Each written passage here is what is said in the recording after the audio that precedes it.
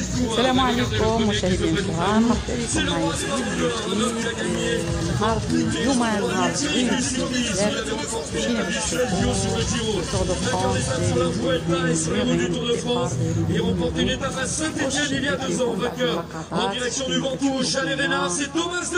فرجة ممتعة حتى للنهاية. وبقاو معايا مازال نشوفكم الديبار ديال الصحاب الانطلاقة والسباق المهم victorieusement en direction de l'histoire et remporter la victoire vice-champion du monde du chrono dans les rosés espoirs. C'est Brett Van Moer. كيوجدوا باش انهم يديروا الانطلاقه ومن بعد المهم ان شاء الله تسناو غادي نعاود نحكي لكم فيديو اخر ان شاء الله Il était troisième en direction de Nîmes la veille de son anniversaire il y a quelques jours. Alice Willy. Et mesdames et messieurs, vous l'avez reconnu, c'est l'un des plus beaux palmarès du peloton. Il a porté le maillot jaune sur les routes du Tour il y a 10 ans, il avait gagné une super étape en Vendée, mais il a surtout remporté 4 des 5 monuments du cyclisme. Il a été champion du monde, c'est Philippe Gilbert.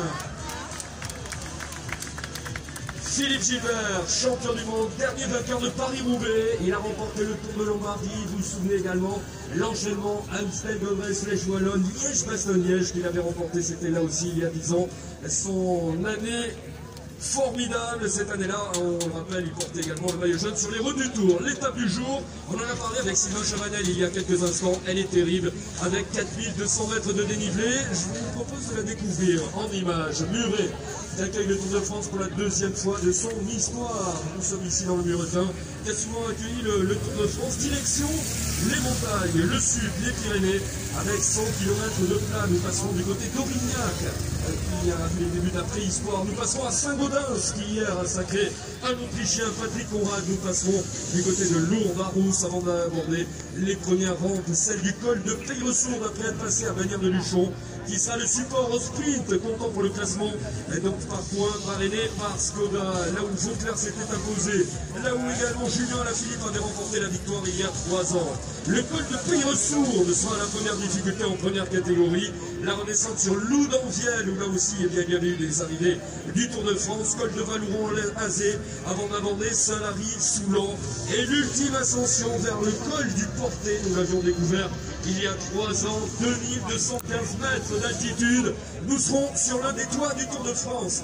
Après avoir franchi le port d'Envalira il y a 2 jours, qui était le toit du Tour de France, souvenir Henri Desgranges, et bien là, nous serons tout simplement au sommet du col le plus haut des Pyrénées françaises. Juste dans sa roue, il était en forme sur les routes des championnats de France à Épinal il y a quelques années. Il était 4e, 2e de Cure-Bruxelles-Cure cette année, Anthony Turgis.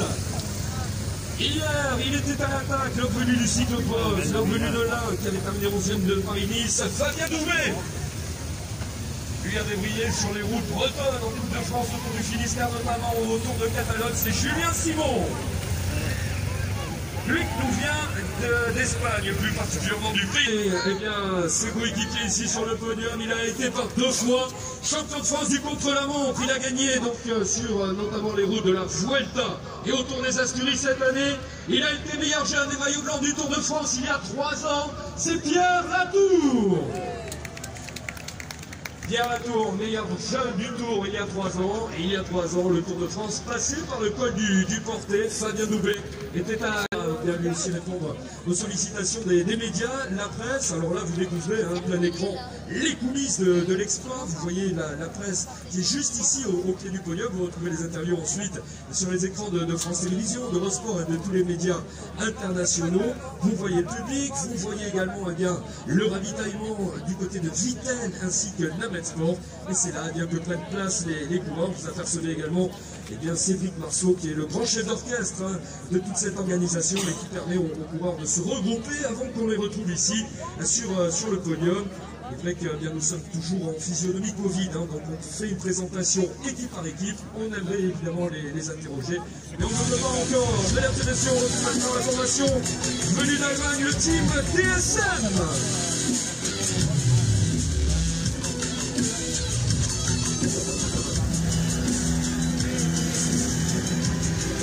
La formation DSM est le premier à se présenter sur le podium, c'est tout simplement l'un des meilleurs sprinteurs de la planète. Il avait terminé vainqueur de Paris Tour, Kasper Pedersen. Et enfin dans cette équipe, il a 23 ans, vous le voyez, ce sont de jeunes coureurs. Il était bien le meilleur jeune sur le groupe de la Mayenne cette année. Il a remporté Paris-Roubaix dans les rangs espoirs, c'est Nils Eekhoff. Bonne route à la formation DSM, il n'y a plus Soren Kragh Andersen qui était le leader de cette équipe, vainqueur de 2 étapes l'an dernier. Bonne route, good luck en direction donc, des Pyrénées, notamment le col du Portet. Qui se vole, il se dit, moi je regarde plutôt faire l'étape de l'humour, celle des Champs-Élysées. Vous aurez toutes les chances. C'est une nouvelle formation de retour. Une formation venue des Pays-Bas, les dynamiteurs du début de Tour de France, la formation Alpecin Phoenix. Dans cette formation, on a découvert cette année Mathieu Van Der Poel qui a dû quitter le tour au bout d'une semaine après avoir remporté l'étape de Mur de Bretagne, après notamment avoir bien remporté la victoire à Mur de Bretagne et porté le maillot jaune. Le premier coureur qui se présente lui aussi, c'est tout simplement l'un des meilleurs sprinteurs de cette équipe, mais surtout de la planète. Il a terminé deuxième derrière son coéquipier Tim Merlier, c'était à Pontivy, deuxième derrière Marc Cavendish à Châteauroux, Jasper Philipsen. Lui porte le maillot de champion de Suisse dans la région. Il a un super souvenir puisqu'il avait remporté le classement général de la route d'Occitanie. Il a terminé deuxième de Paris-Roubaix, c'est Sylvain Millier. Lui qui nous vient de Belgique, il avait remporté le Tour de Murcie l'an dernier. On se souvient surtout qu'il était troisième de l'étape de la planche des belles filles il y a 2 ans, Sandro Meurice. On continue l'accueil de ses coureurs avec un homme qui s'est distingué en tête de la course hier. Il était à l'attaque, 7e de l'Amstel, vainqueur d'étape sur la Vuelta, Christian Sbaragli. Lui nous vient de Belgique, il va très très vite au sprint également, première participation pour rien. La formation venue de Bretagne, Arkea Salsi, car là ils n'ont pas été épargnés par la malchance, ils ne sont plus que 3. Mais en tous les cas, ils peuvent encore bien réaliser de très très belles choses. Avec un homme, on parlait de la route d'Occitanie, il a brillé sur la route d'Occitanie très récemment, en étant 6e, on l'a vu également 7e il y a 3 jours de cela, l'homme de Saint-Brieuc et les Gémères. Au centre de l'échiquier, il a été champion. Il a été par 2 fois 2e du Tour de France. Il a été meilleur vainqueur du Tour. Il a gagné le col du Portet il y a 3 ans. C'est Nairo Quintana. Le coureur colombien Nairo Quintana qui tutoie les sommets. Il est passé en tête du Port d'Envalira. Il jouera bien évidemment la victoire pour un bis repetita aujourd'hui. Il regarde également vers le maillot à points qu'il a déjà ramené sur les Champs-Élysées. Il voudrait être ainsi le 2e Colombien à ramener la tunique blanche à points rouges comme Lucho Herrera. Il a été meilleur jeune du Tour de France également. Et on a aussi du côté de nos amis de Vittel, vous voyez bien que c'est le champion venu Philippe Gauthier qui est en train de tout à l'heure qu'il a déjà fourni beaucoup d'efforts depuis le départ du Tour de France. Est-ce que la jauge d'énergie sera remontée après sa journée de repos chez lui en Andorre? C'est ce que nous découvrirons. Nous retrouverons-nous d'autres coureurs français dans l'étape du jour, celle du 14 juillet.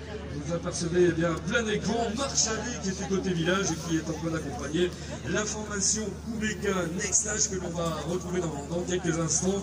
C'est vrai que c'est ça aussi les joies du Tour de France, c'est des présentations. On ne sait pas exactement dans quel ordre vont arriver les formations. Mais en tous les cas, nous serons heureux de le retrouver. Marc Chavet. C'est un client, c'était en 2021, il a gagné le Tour de Lombardie également, c'est Bauke Monet. Arrangé également il y a quelques saisons de cela, vice-champion de Belgique en titre, avec Paul Edward Tuts. Plein centre du podium des marchements, il est belge, il a 29 ans, il a levé les bras sur les routes de la Vuelta par le passé, il a gagné le Het Newsblad ou encore la Classicissima de Milan-San Remo, c'est Jasper Stuyven. À ses côtés, c'est un homme de classique, vainqueur cette année de Kurde, Bruxelles-Kurde.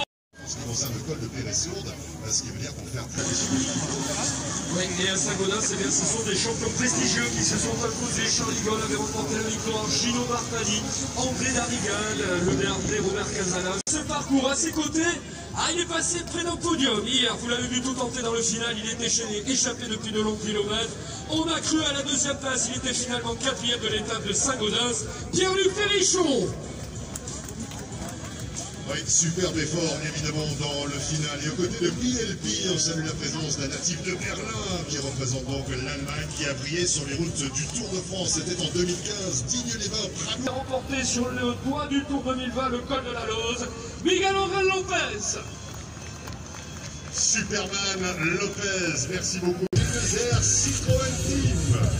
Non, c'est pas ça, c'est l'équipe Astana Première Tech, pardonnez-moi. Elle est pour moi, l'équipe Astana Première Tech. Oui, l'équipe Astana Première Tech. L'information venue du Kazakhstan. Et regardez le premier coureur qui se présente. Il a des matériaux qui basculent. Il y a Yann Backlantz très offensif hier, c'est vrai, sur les routes du Tour de France, 8e de cette 16e étape. Et aujourd'hui, avec de nouvelles échéances, de nouvelles opportunités, on poursuit l'accueil des coureurs d'ici quelques secondes, là encore, avec les coureurs qui vont faire, j'imagine, un maximum de bruit dans les rues de Muret. C'est l'accueil pour l'équipe Ineos Grenadier. Michel Hippo qui bascule également, la formation IF Education. Vous avez raison, Michel, de rappeler la deuxième place de Rigoberto Urán, qui avait déjà terminé devant. Le cador, lorsqu'il pleut, qui aujourd'hui ira glaner des points en ce qui concerne le classement de la montagne. 20 pouces, les masques de Lucien Morny, qui avait donc par deux fois un salarié remporté la victoire. Le que nous retrouvons maintenant, il était lui aussi à l'avant de la course hier. Deuxième de l'étape hier, c'est Sonny Colbrelli, le champion d'Italie. Et aux côtés de Sonny, c'est la Ligue de 22 ans, qui découvre le Tour de France, c'est le Flag Wright. On va repartir aux côté du meilleur grimpeur. Lui nous vient d'Autriche. Et c'est vrai que la nation autrichienne était à l'honneur hier. Il fut vice-champion d'Autriche, vainqueur du Tour des Géants. Marco Haller. Aux côtés de Marco, un coureur qui représente la Slovénie, qui s'est illustré du côté du Creusot en remportant une somptueuse étape. Jaune route à la formation de Bahreïn Victorious. L'équipe Bahreïn Victorious avec la deuxième place de Sonny Colbrelli, évidemment qui l'a mis dans la localité de Saint-Gaudens avec son maillot de champion national. Le maillot blanc de meilleur jeune parrainé par Chris, mesdames et messieurs, représente le Danemark pour la formation Jumbo-Visma, c'est Jonas Vingegaard. La révélation du Tour de France 2021, actuellement 3e du classement général, maillot blanc sur les épaules. On l'a vu à Avec justement cette opportunité, est-ce qu'on va définir le char? Est-il prenable en quelque sorte parce que Jonas Vingegaard peut tenter de réitérer ce coup à l'occasion? Et oui, l'unique victoire française cette année, c'était avec Julien. Nous sommes le 14 juillet et le champion du monde contre la voie. Merci beaucoup à l'équipe de Koenig Quick-Step, une formation remplie d'étoiles, l'équipe de tous les records, avec naturellement Marc Cavendish qui a rendez-vous avec l'histoire, et ces quelques jours ont tenté d'être le seul coureur qui aura franchi la barre des points. C'est une fête soi. Oui, exactement, et c'est vrai qu'il y a un raison. Bien évidemment, le maillot jaune, la tunique à pour, c'est Bakirchu. Et aux côtés de Marc, les Pyrénées lui rappellent de bons souvenirs, évidemment pour celui qui avait remporté l'étape de Côte en 2015, mais surtout il avait remporté l'étape de Saint-Marie. L'année c'était en 2014, un triple vainqueur d'étape sur le Tour. 2 fois meilleur grimpeur, Rafał Majka. Vainqueur à Saint-Marie souvent plein d'années. Rafał Majka vient pour remonter quelques mètres, quelques kilomètres supplémentaires dans cette formation. Mais aujourd'hui, Rafał Majka, son seul objectif sera d'accompagner son leader, celui qui est actuellement le porteur du maillot jaune LCL. Il repasse une départ du Tour de France. Vous rappeliez notamment son succès dans le chrono et sa maîtrise dans les airs. Oui, exactement. On va poursuivre l'accueil avec un coureur qui a remporté l'étape d'hier, mesdames et messieurs, vainqueur de la 16e étape du Tour de France 2021. Le premier coureur autrichien de l'histoire a gagné l'étape sur le Tour de France avec le maillot de champion national d'Autriche. Troisième autrichien a gagné tout court, c'est Patrick Conrad.